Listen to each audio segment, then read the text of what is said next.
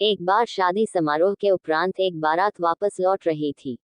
जंगल का रास्ता था और समय पर बाराती जंगल पार नहीं कर पाए।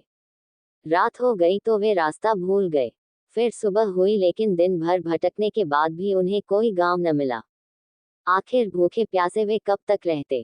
किसी तरह उन्होंने एक नदी ढूंढकर प्यास तो बुझा ली, लेकिन अब समस्या खाने की थी।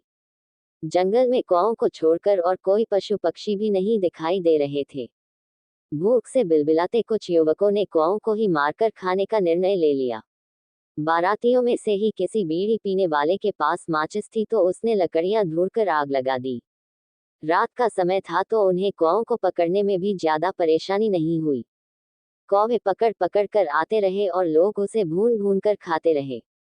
उन युवकों की देखा देखी धीरे धीरे सभी बारातियों ने कौवे भून कर खा लिए, लेकिन उन्हीं बारातियों में रामलाल भी था, जिसने कहा कि चाहे भूख से तड़प कर मर जाऊं ये स्वीकार है, लेकिन कौवा नहीं खाऊंगा। रात गुजर गई। दूसरे दिन सौभाग्य से चरवाहों की मदद से उन्हें बाहर निकलने का रास्ता भी मिल गया।